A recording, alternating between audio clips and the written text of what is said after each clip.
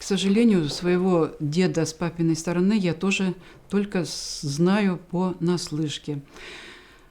В то время, в 1937 году, начались всякие репрессии, и мой дед Мартын Александрович тоже попал и стал репрессированным.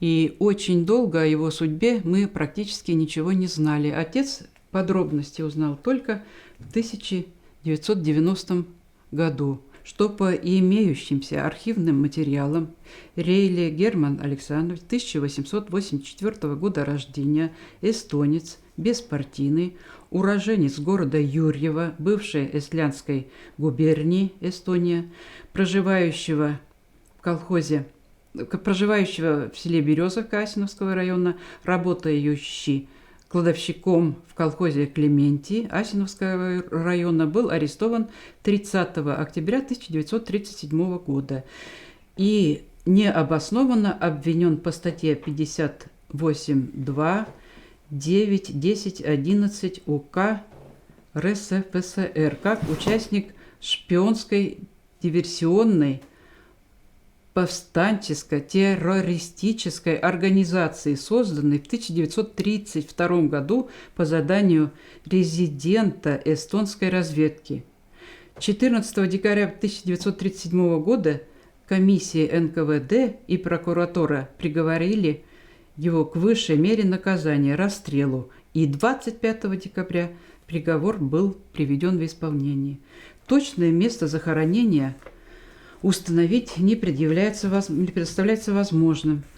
За давностью лет отсутствуют об этом архивные документы. Во время следствия содержался в ДПЗ Томского ГО НКВД.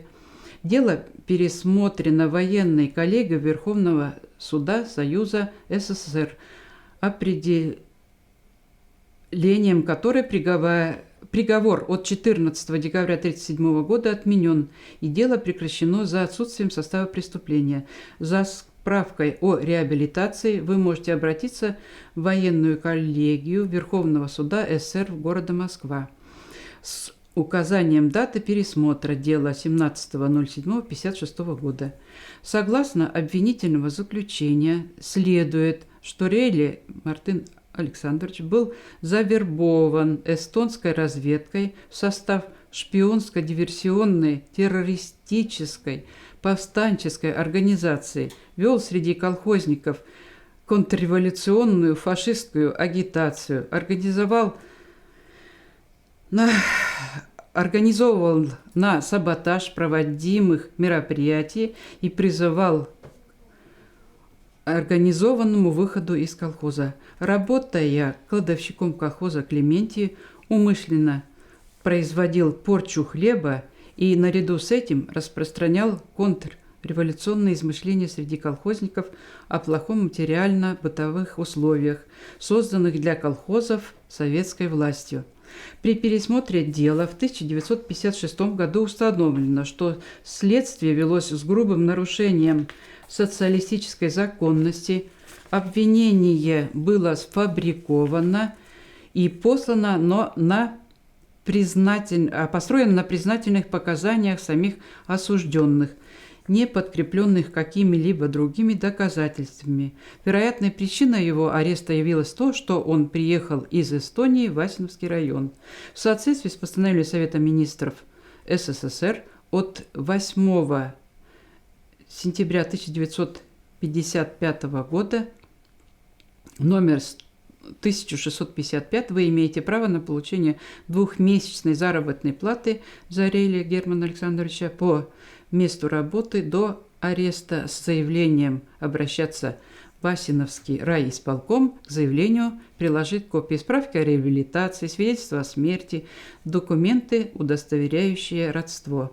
Начальник подразделения УК ГБ Петрухин. Вот такую бумагу получил отец только в 1990 году. Я не в курсе, получал ли он какие-нибудь компенсации или нет. Вот такая была печальная участь. Отец, конечно, очень переживал, начиная с того, когда его забрали отца. Поэтому он добросовестно трудился. Он закончил курсы учительские тут в Томске и работал всю жизнь учителем в Березовке. Вел немецкий язык, рисование, трудовое обучение и очень любил музыку. Значит, несмотря на то, что вот такой страшный приговор был у отца,